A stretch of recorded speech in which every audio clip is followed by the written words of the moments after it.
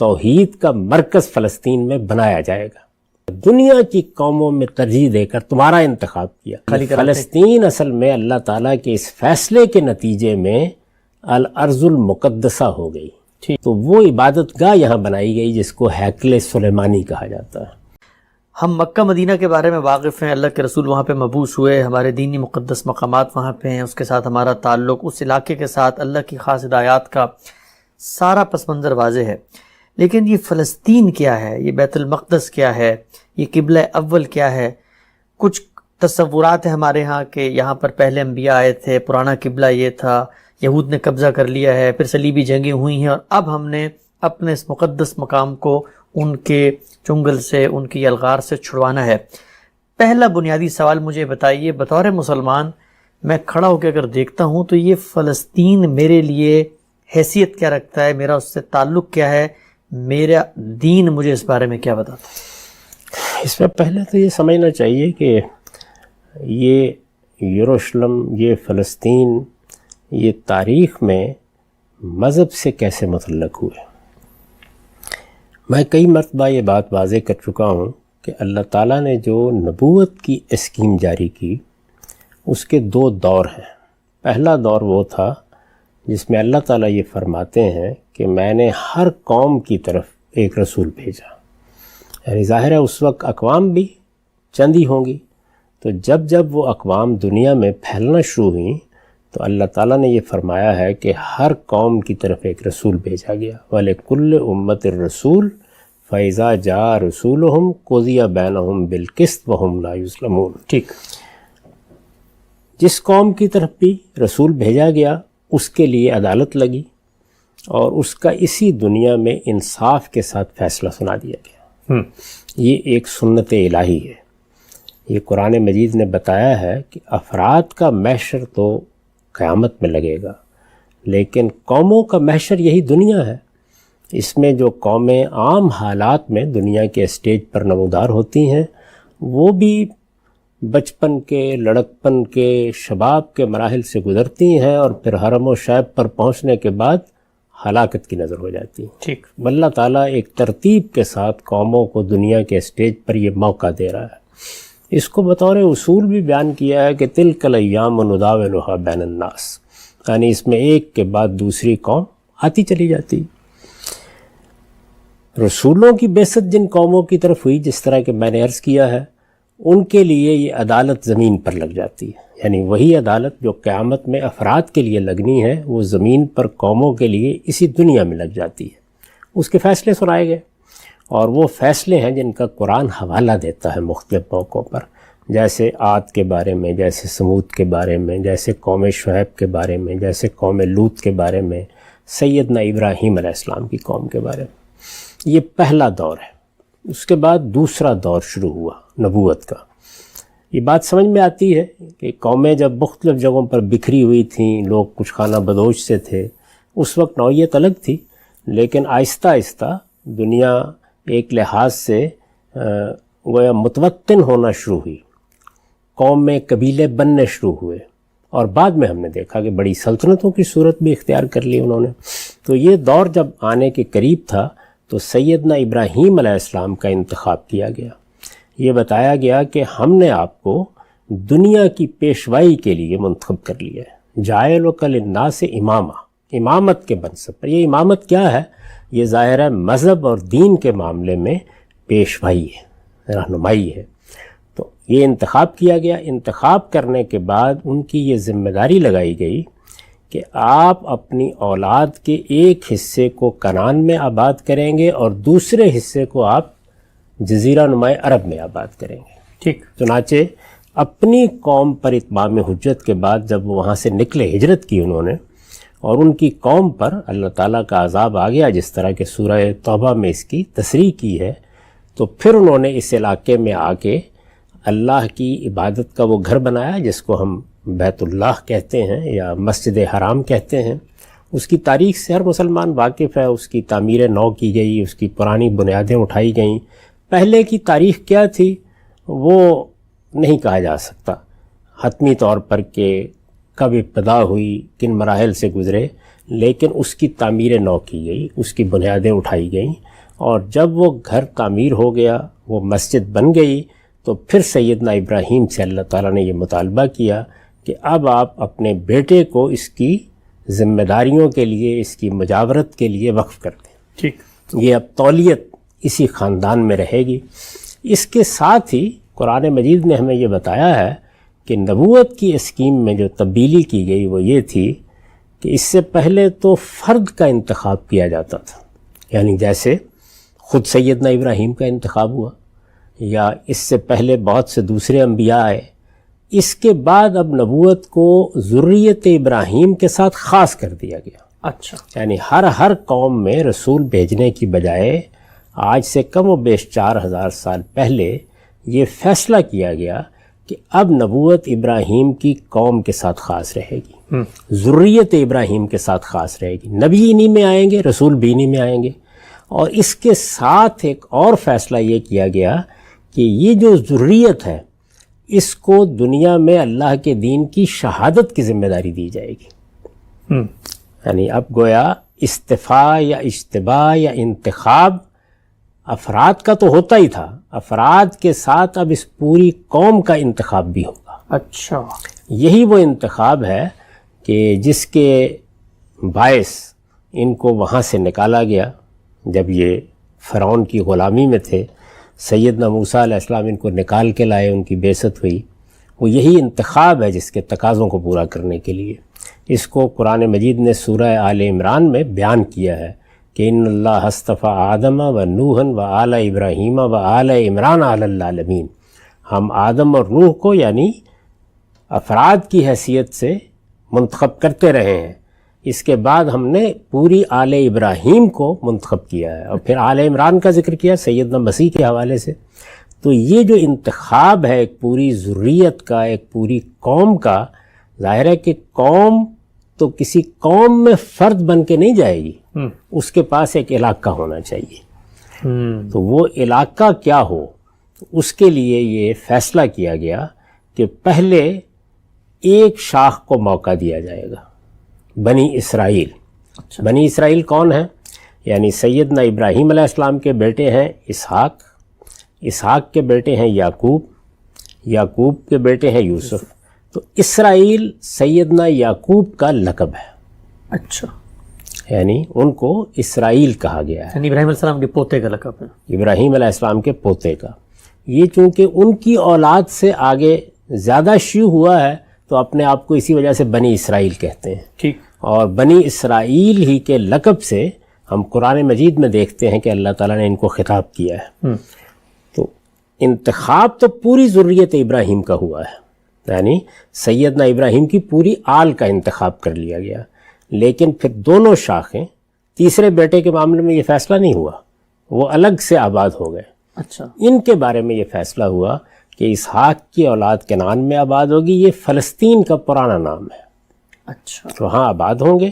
اور ادھر یہ فیصلہ کیا گیا کہ رسالت باب صلی اللہ علیہ وسلم جس قوم میں پیدا ہوئے ہیں یعنی بنی اسماعیل، ان کی ابتدا کی جائے، ٹھیک، اور وہ بڑے بیٹے اسماعیل علیہ السلام کے ذریعے سے ہوئی۔ ان کو جزیرہ نما عرب میں آباد کیا گیا۔ اس کے ساتھ گویا یہ بات واضح ہو گئی کہ ان دو علاقوں کو اللہ تعالیٰ نے، یعنی زمین ساری اللہ کی ہے، یہ پوری کائنات اللہ کی ہے، لیکن زمین پر ان دو علاقوں کو اللہ تعالیٰ نے اپنے لیے خاص کر لیا ہے۔ دینی تعبیر میں اس کو تقدیس کہا جاتا ہے، الارض المقدسہ، یعنی وہ زمین جس کا اللہ تعالیٰ نے اپنے لیے انتخاب کر لیا ہے۔ وہ زمین اب گویا اللہ تعالیٰ نے اپنے دین، اپنی دعوت اور اپنے پیغام کی اشاعت کے لیے منتخب کر لی ہے۔ تو یہ گویا اس زمین کو تقدیس دینا ہے۔ یہ ایسے ہی ہے کہ جس طرح ہم بھی زمین کا خطہ خریدتے ہیں اور پھر اس میں مسجد بنانے کا فیصلہ کرتے ہیں، یا مسیحی اس میں کوئی گرجا بنانے کا فیصلہ کرتے ہیں، اسی طرح سے دوسری اقوام کا معاملہ ہے۔ تو اب گویا وہ ہر ایک قوم کے تصور کے مطابق ان کے پروردگار کی عبادت کے لیے خاص ہو جاتی ہے۔ ٹھیک، تو ایک تو یہ ہے نا کہ آپ نے مسجد کی جگہ کا انتخاب کیا، یہاں یہ ہے کہ چونکہ ایک پوری ذریت پوری قوم کو ایک ذمہ داری دی جانی ہے تو پورے علاقے کا انتخاب کر لیا گیا، اور اس میں سیدنا اسماعیل وہاں آباد ہو گئے، انہوں نے وہاں ابتدا کر دی، وہ اللہ کے رسول کی حیثیت سے وہاں آباد کیے گئے تاکہ مقامی آبادی پر اتمام حجت ہو، بنی جرہم وغیرہ جن کا ذکر تاریخ میں آتا ہے، اور اس کے بعد وہ لوگ ان پر ایمان لے آئے، اور اس طرح سے بنی اسماعیل کی ابتدا ہو گئی۔ ٹھیک، ان کو بیت اللہ کی تولیت دی گئی اور ان کو یہ ذمہ داری دی گئی کہ وہ اس گھر کی حفاظت کریں گے، وہ اس کو ہر طرح کے شرک سے پاک رکھیں گے، اور یہ سرزمین عرب ان کی سرزمین رہے گی۔ ٹھیک، ادھر بنی اسرائیل کو معاف کیجیے گا، یہ کہا گیا کہ اب آپ مصر سے نکلیں۔ یہ جو نکلنے کے لیے مطالبہ کیا گیا ہے وہ کوئی کسی قوم کی آزادی کا مطالبہ نہیں ہے، بلکہ اس ذمہ داری کو ادا کرنے کے لیے جب یہ طے ہو گیا سیدنا موسیٰ علیہ السلام کی بعثت کے بعد کہ اب توحید کا مرکز فلسطین میں بنایا جائے گا، پہلے ان کو موقع دیا گیا، ان کا انتخاب ہوا پہلے۔ یہ وہ چیز ہے جس کو قرآن مجید جگہ جگہ کہتا ہے وَلَقَدْ اخْتَرْنَاهُمْ عَلَىٰ عِلْمٍ عَلَى الْعَالَمِينَ، دنیا کی ساری قوموں میں سے ہم نے ان کا انتخاب کیا۔ انی فضلتکم علی العالمین، یہ جو سورہ بقرہ میں آپ تمہید کے فوراً بعد دیکھتے ہیں کہ بار بار اس بات کا ذکر کرتا ہے، دنیا کی قوموں میں ترجیح دے کر تمہارا انتخاب کیا، تمہیں فضیلت بخشی۔ تو یہ فضیلت کیا ہے؟ اصل میں یہ ایک ذمہ داری کا بیان ہے۔ جس طرح پیغمبر کے لیے جب کسی کو منتخب کیا جاتا ہے تو وہ فضیلت ہوتی ہے، اسی طرح سے جب اس پوری قوم کو یا اس نسل کو منتخب کیا گیا تو یہ ان کے لیے بڑی فضیلت کی چیز تھی، گویا دنیا کی سب قوموں میں سے اللہ تعالیٰ نے ان کو اپنے لیے خاص کر لیا۔ ٹھیک، اس لحاظ سے جب آپ بائبل کو کبھی پڑھیں گے تو یہ معلوم ہوگا کہ جیسے قرآن مجید رسول اللہ صلی اللہ علیہ وسلم کی سرگزشت انذار ہے، ایک پیغمبر کی سرگزشت انذار ہے، اسی طرح بائبل اصل میں ان کی سرگزشت ہے۔ ٹھیک، جس دینونت کا ظہور ان کے ذریعے سے ہونا ہے، جو ذمہ داری انہیں دی گئی ہے، جس منصب پر یہ فائز کیے گئے ہیں، وہ اس کی سرگزشت ہے ساری کی ساری، کہاں سے ابتدا ہوئی، کن مراحل سے گزرے۔ تو ان لوگوں نے ظاہر ہے کہ فلسطین میں اب آنا تھا، اسی کے لیے ان کو حکم دیا گیا کہ اب تم جہاد کرو، کیونکہ وہاں تو کچھ اقوام آباد ہیں۔ اللہ کا قانون یہ ہے ہمیشہ سے کہ جس وقت ایک بڑی تعداد، ایک بڑی جمعیت ہوگی، وہ اس پوزیشن میں ہوں گے، اس کو بیان بھی کیا ہے کہ میں یہ ذمہ داری کب ڈالتا ہوں انسانوں پر، ورنہ تو اللہ تعالیٰ اپنے کام اپنے فرشتوں سے وہ جب چاہیں جو جی چاہے کرا لے، لیکن جس وقت وہ کوئی ذمہ داری بندوں پر، ہم انسانوں پر ڈالتے ہیں تو اس کا ایک بیان کر دیا ہے کہ یہ ایک نسبت ہوتی ہے طاقت کی بھی، تمہاری حالت بھی دیکھتا ہوں، اس کے بعد تم پر ذمہ داری ڈالتا ہوں۔ تو ذمہ داری ان پر ڈالی گئی کہ یہ اس علاقے کو خالی کرائیں، کیونکہ اللہ نے اس علاقے کو اپنے لیے خاص کر لیا ہے۔ اللہ کا فیصلہ تھا کہ یہ فلسطین کا علاقہ جس میں پہلے یہ آباد تھے اور یہیں سے ہجرت کر کے سیدنا یوسف کے زمانے میں گئے تھے، موسیٰ علیہ السلام کی بعثت کے بعد اب اس علاقے میں آباد ہو۔ اور یہ ان کا امتحان بھی تھا کہ خالی کراتے ہیں۔ فلسطین اصل میں اللہ تعالیٰ کے اس فیصلے کے نتیجے میں الارض المقدسہ ہو گئی، ٹھیک ٹھیک، یعنی اللہ کے لیے خاص کی گئی زمین ہو گئی۔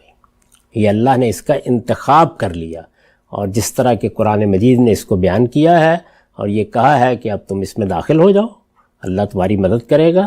یہ الارض المقدسہ ہے، یعنی اس کی تقدیس کا فیصلہ کیا گیا ہے، یہ اب اللہ کے دین کے لیے، اس کی دعوت کے لیے خاص رہے گی، اور تمہارے لیے اللہ نے اس کو لکھ دیا ہے، کتب اللہ لکم، یعنی یہ تمہارے لیے لکھ دی گئی ہے، اس میں بس تمہیں داخل ہونا۔ یہ بالکل ایسے ہی تھا جیسے رسول اللہ کے ساتھیوں کے لیے یہ لکھ دیا گیا تھا کہ دنیا کے ایک بڑے حصے پر ان کی سلطنت قائم ہونی ہے، لیکن اس کے لیے جدوجہد ان کو کرنی ہے، نکلنا ان کو ہے۔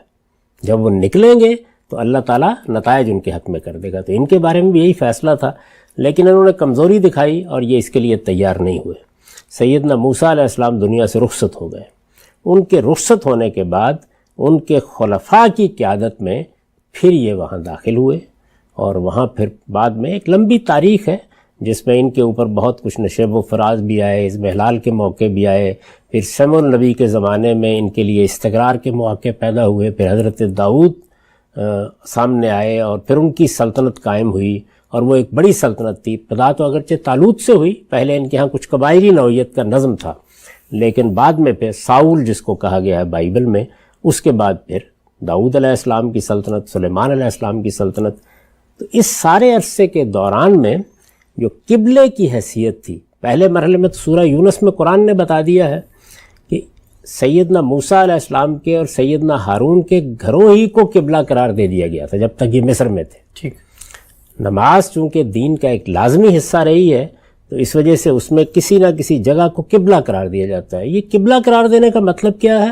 نماز کی اجتماعیت پیدا کرنے کے لیے کسی ایک جگہ کا انتخاب کر لیا جاتا ہے، اس لیے کہ ورنہ تو اجتماعیت پیدا ہی نہیں کی جا سکتی. کسی نے امامت کرانی ہے، لوگوں نے پیچھے کھڑے ہونا ہے تو ظاہر ہے کہ کوئی رخ ہوگا نا جس جانب، اس سے مرکزیت بھی پیدا ہوتی ہے.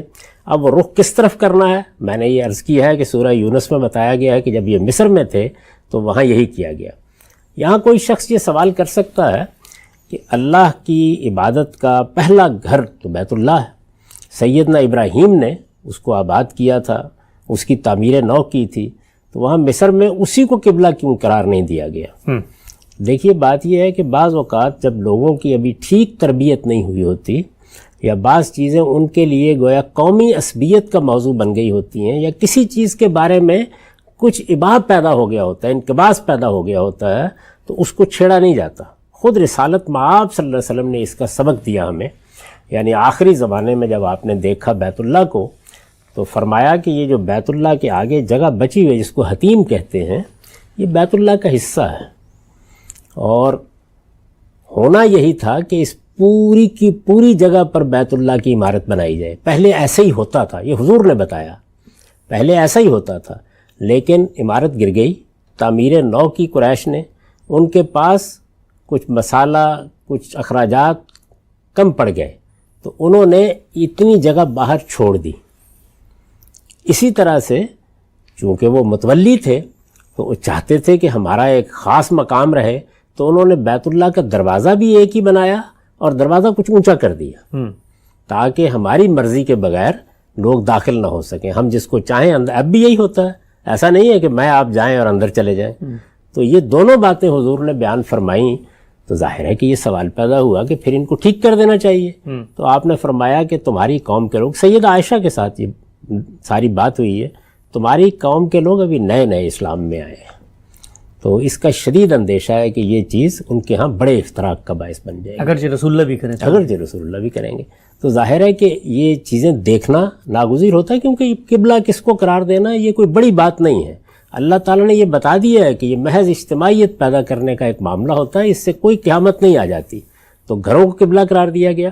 اس کے بعد جب یہ سفر میں رہے تو وہاں پر ایک صندوق تھا جس میں تورات کی تختیاں تھیں یا کچھ تبرکات تھے اسی طرح کے حضرت موسیٰ کے، اس کو قبلہ قرار دے دیا گیا.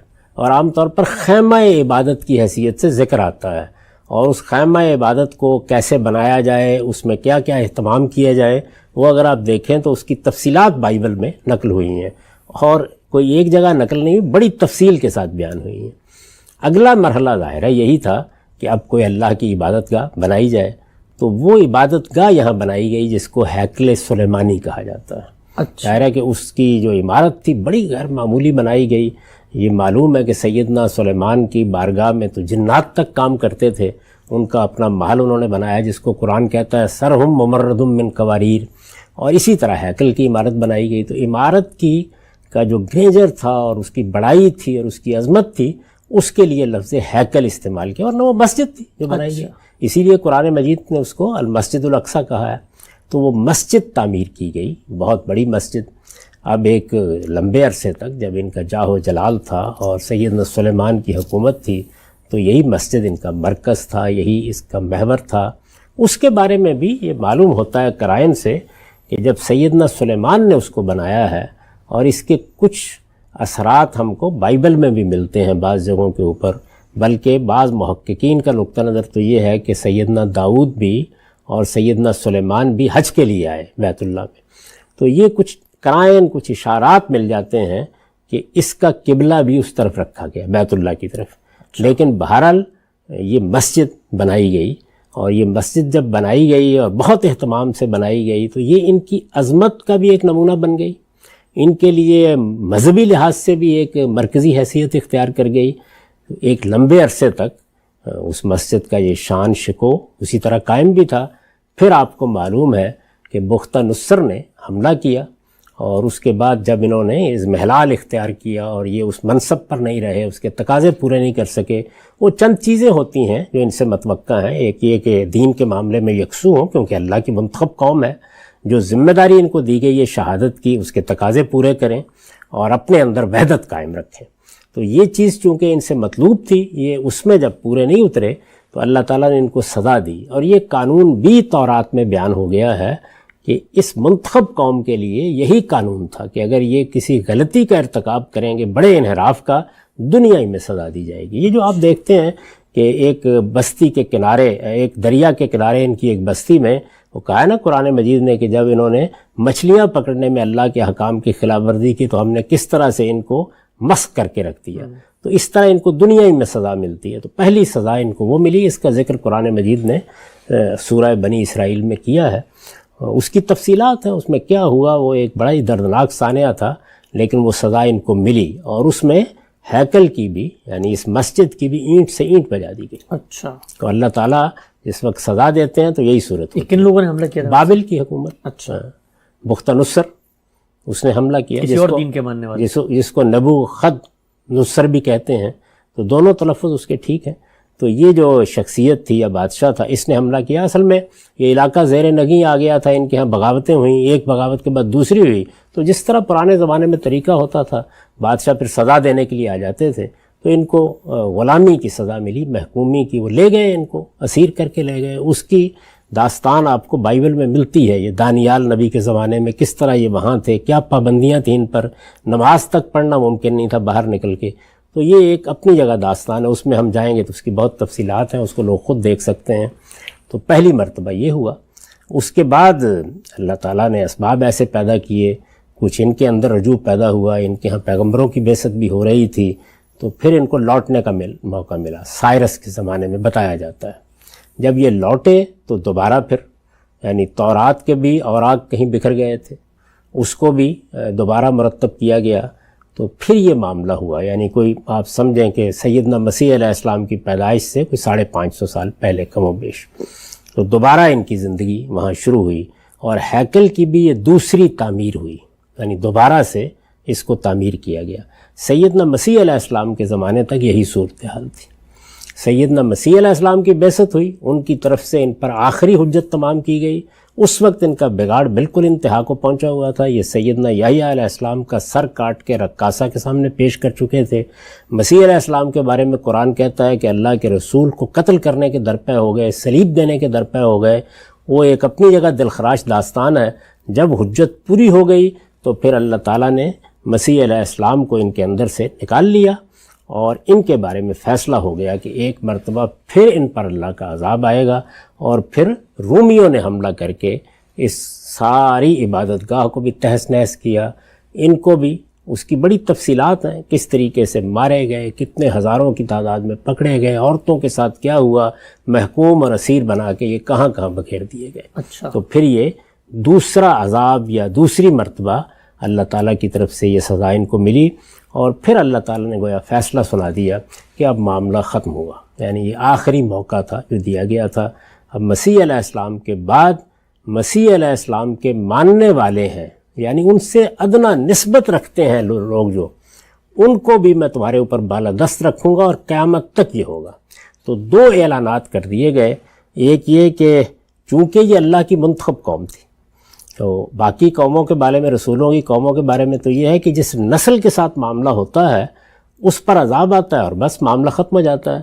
ان کے ہاں وہ تو آ گیا سن 70 عیسوی میں، لیکن اس کے بعد پوری قوم چونکہ اللہ کی منتخب قوم ہے، تو یہ فیصلہ سنایا گیا کہ جاعل الذین اتبعوک فوق الذین کفروا الی یوم القیامہ۔ اچھا، اب قیامت کے دن تک مسیح کے ساتھ ادنا نسبت رکھنے والے بھی، یہاں فعل جو ہے وہ ادعائے فعل کے معنی میں استعمال ہوا، اتبعو کا، یعنی مسیح کی پیروی کا دعویٰ رکھنے والے، یہ بالادست رہیں گے ان یہود پر یا بنی اسرائیل پر، اور کب تک رہیں گے؟ قیامت کے دن تک رہیں گے۔ اچھا، یہ اعلان کر دیا گیا۔ اور جس طرح کہ سورہ اعراف میں آپ دیکھیں گے کہ وہاں یہ بتا دیا گیا کہ اس میں وقتاً فوقتاً ایسے لوگ اٹھیں گے، یعنی مہلت ملے گی، درمیان میں موقع آئیں گے، 100 سال آ گئے، 50 سال آ گئے، لیکن ایسے لوگ اٹھتے رہیں گے کہ جو ان کو بدترین عذاب دیتے رہیں گے، اور یہ سلسلہ بھی قیامت تک جاری رہے گا۔ یعنی یہ دونوں باتیں قرآن مجید نے بیان کر دیں۔ اس طرح گویا اللہ تعالیٰ نے وہ جو انتخاب کیا تھا ان کا، وہ اس نتیجے تک پہنچ گیا، اور گویا ان کے ازل کا فیصلہ ہو گیا۔ اب یہ راندہ درگاہ تھے، ٹھیک، ان کا معاملہ یہ تھا، اللہ یہ کہ یہ اپنی غلطیوں پر توبہ کریں، رجوع کریں، سیدنا مسیح علیہ السلام کا اقرار کریں، یہی ان کے لیے تھا۔ یہاں تک کہ پھر اللہ تعالیٰ نے دوسری شاخ یعنی حضرت ابراہیم کی جو اولاد ہے بنی اسماعیل، ان کے اندر سے محمد الرسول اللہ کی بعثت کا فیصلہ کیا۔ بعثت ہوئی، اس کے بعد وہاں اتمام حجت ہوا، ان لوگوں کے لیے خدا کی عدالت زمین پر لگی، اور پھر اللہ تعالیٰ نے فیصلہ سنا دیا کہ اب اصل میں یہ لوگ ہیں یعنی بنی اسماعیل ہیں جن کو وہی منصب دیا گیا ہے۔ وہ منصب کیا ہے؟ شہادت کا منصب۔ ٹھیک، تو اس میں بھی یہی کہا ہوَاجْتَبَاكُمْ، اللہ نے اب تمہارا انتخاب کر لیا ہے۔ اچھا، ملت ابیکم ابراہیم، اب تمہیں اپنے باپ ابراہیم کے دین پر قائم ہو کر اس کی پیروی کرنی ہے، وہ تمہارا باپ تھا۔ کذالک جعلناکم، اور تمہیں اسی طرح کذالک جعلناکم امۃ وسطا لتکونوا شہداء علی الناس ویکون الرسول علیکم شہیدا، تم دنیا کی قوموں کے درمیان میں کھڑی ہوئی ایک قوم ہو، ادھر تمہارے اللہ کا رسول ہے، آگے دنیا کی تمام اقوام ہیں، رسول تم پر اللہ کے دین کی گواہی دیں گے، اور تم آگے پوری دنیا کی قوموں تک یہ دنیا میں گواہی دو گے۔ ٹھیک، یہ ذمہ داری گویا اب منتقل ہو گئی، بنی اسماعیل کو دے دی گئی۔ یہ ایک بہت بڑی امانت ہے اللہ تعالیٰ کی، یعنی اللہ کا دین، اس کا پیغام، اس کی دعوت، بہت بڑی عزت، بہت بڑی فضیلت اللہ تعالیٰ نے انتخاب کی ہے۔ یہ جو ہمارے ہاں واقعہ اسرا ہے، جس میں رسول اللہ صلی اللہ علیہ وسلم کو رات ہی رات میں، یہ قرآن نے بتایا ہے سورہ بنی اسرائیل میں، کہ مسجد حرام سے مسجد اقصیٰ تک لے جایا گیا۔ اس میں جو مسجد کا لفظ ہے، اس کو بعض اوقات لوگ جو ذرا حرفیت پسند ہوتے ہیں موضوع بنا لیتے ہیں کہ وہاں تو کوئی عمارت نہیں تھی۔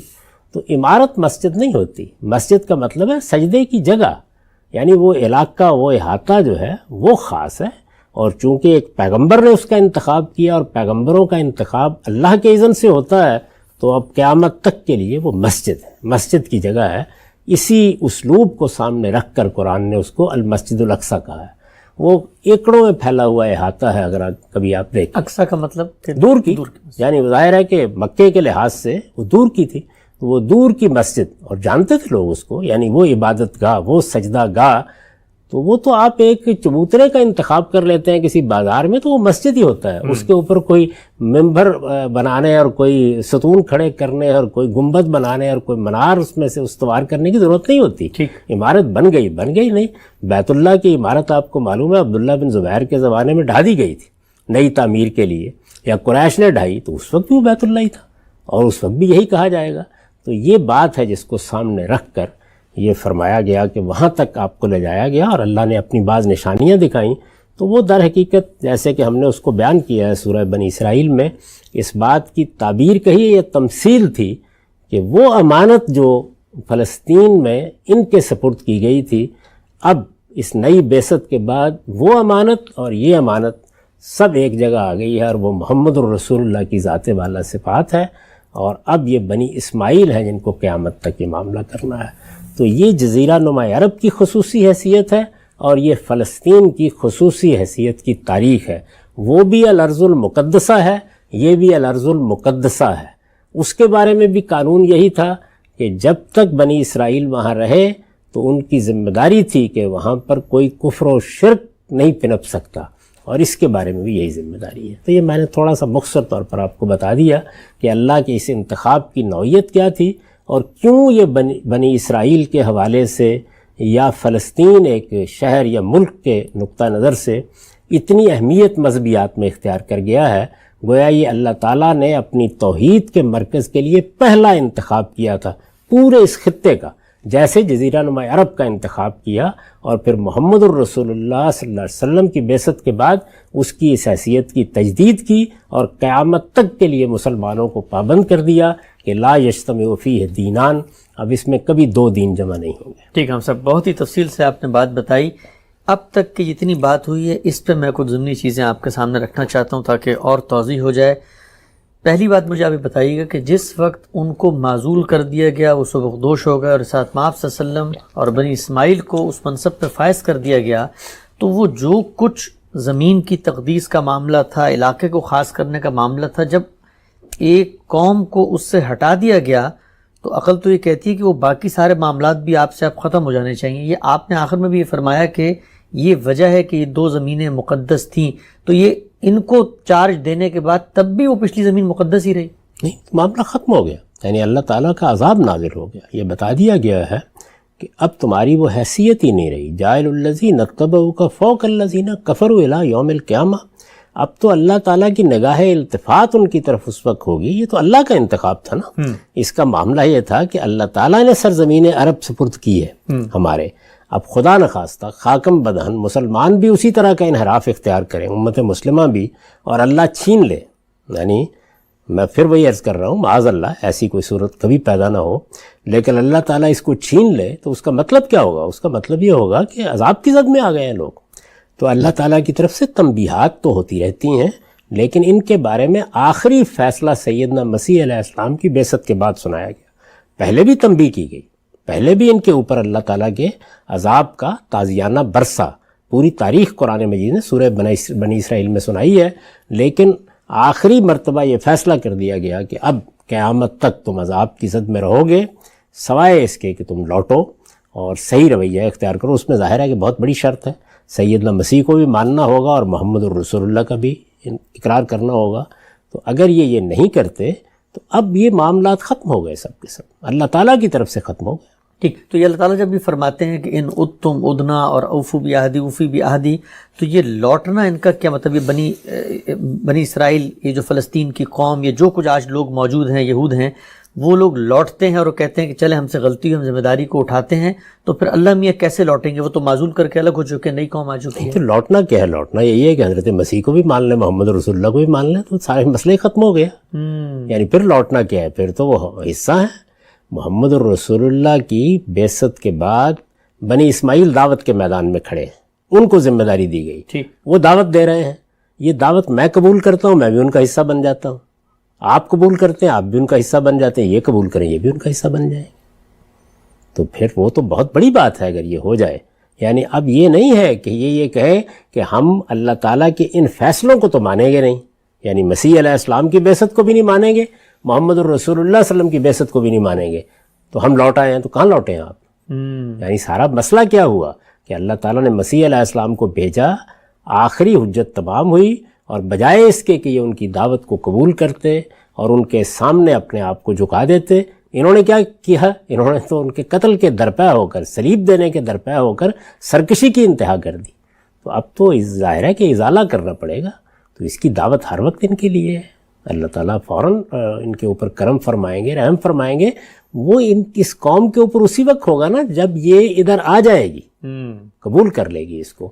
تو یہ اللہ تعالیٰ کا قانون ہے جو بیان کیا گیا ہے، یعنی فلسطین کو مذہبی لحاظ سے یہ حیثیت اس پس منظر میں حاصل ہوئی، اور جزیرہ نمائے عرب کو بھی جو حیثیت یہ حاصل ہے وہ اس پس منظر میں حاصل ہوئی۔ ٹھیک، یہ بتائیے گا غام صاحب کہ جب بنی اسماعیل کو مقرر کر دیا گیا تو اس کے بعد ہم قرآن مجید میں پڑھتے ہیں ایک تحویل قبلہ کا پورا واقعہ ہے، آیات ہیں، یہ وہاں پر تو آپ نے قبلے کی داستان سنائی کہ پہلے گھروں کو قرار دیا، پھر صندوق، اور پھر یہ ہیکل کی تعمیر ہوئی، ایک مسجد کی تعمیر۔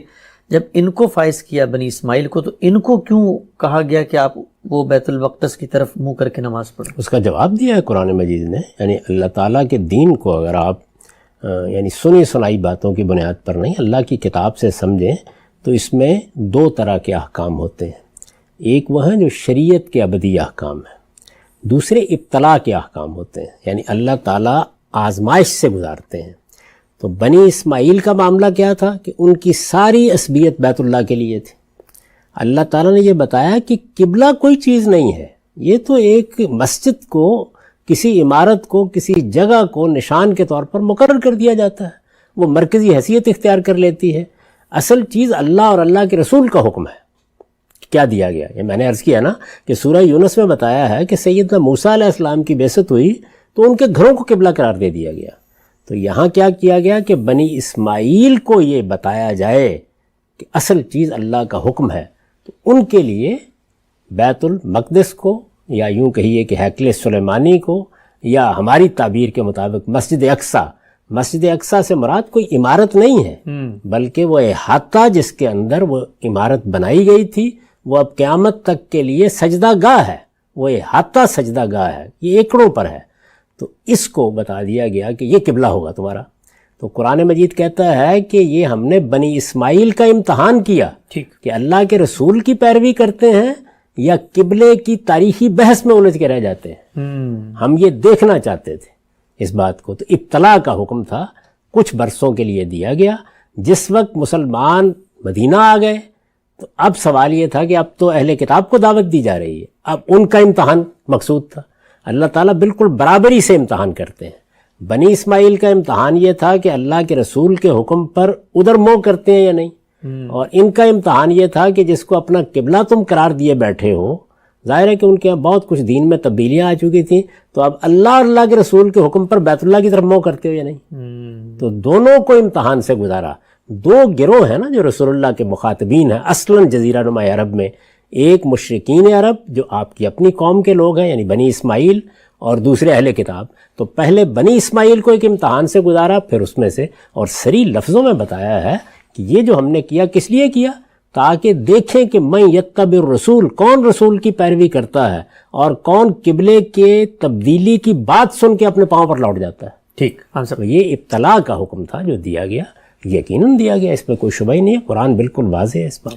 آج کی نشست کا آخری سوال یہ بتائیے گا غانم صاحب کہ جب ان کو معزول کر کے بنی اسماعیل کا تقرر کر دیا گیا تو اب کیا بنی اسماعیل کو اس باتی طور پہ اللہ تعالیٰ نے ایسی کوئی ہدایت کی کہ جو پچھلی قوم تھی، میں نے پورا علاقہ خاص کیا تھا دنیا کے وسط میں، بڑے لمبے عرصے تک انبیاء آئے، وہ ذمہ داری پوری نہیں کر سکے، ذمہ داری تمہاری ہے، تمہارا یہ علاقہ ہے، لیکن اس علاقے کو بھی تم نے، چونکہ وہ اللہ کے لیے خاص ہو چکا تھا، وہاں پر ایک تعمیر کی گئی تھی اللہ کی عبادت گاہ، اس کو بھی تم لوگوں نے سنبھال کے رکھنا ہے یا اس کو بھی آباد کرنا ہے، یا اس کے بارے میں بھی کوئی ہدایت کی گئی؟ نہیں، بالکل کوئی ہدایت نہیں کی گئی. واضح طور پر بتا دیا گیا ہے کہ جزیرہ نما عرب ہے جس میں اب دو دین جمع نہیں ہوں گے. تو جزیرہ نما عرب پر اللہ کی حجت پوری ہوئی، اس میں مسلمانوں کا یا بنی اسماعیل کا اقتدار قائم ہو گیا. اس کے ساتھ رسالت بآب صلی اللہ علیہ وسلم نے آخری زمانے میں 4 سال دنیا سے رخصت ہونے سے پہلے اپنی دعوت گرد و پیش کے علاقوں تک بھی پہنچا دی. تو وہ سارے علاقے جتنے گرد و پیش کے تھے وہ سب کے سب بھی مفتوح ہو گئے. صحابہ کرام نے ان قوموں کو بھی اتمام حجت کے نتیجے کے طور پر سزا دی. وہ سزا کا نفاذ ان پر بھی ہوا، اور وہ جو قرآن کا قانون ہے کہ حتیٰ یوت الجزیۃ عن ید وہم صاغرون، کہ وہ محکومی کو قبول کر کے رہیں، اس پورے علاقے پر نافذ ہو گیا. اس پورے علاقے میں فلسطین بھی شامل تھا. تو یہ عمومی بات ہے جو کہی گئی ہے، باقی خاص طور پر کوئی حکم نہیں دیا گیا. وہ اصل میں ماضی کا قصہ ہوا، مذہبی لحاظ سے وہ چیز ختم ہو گئی. ٹھیک ہے.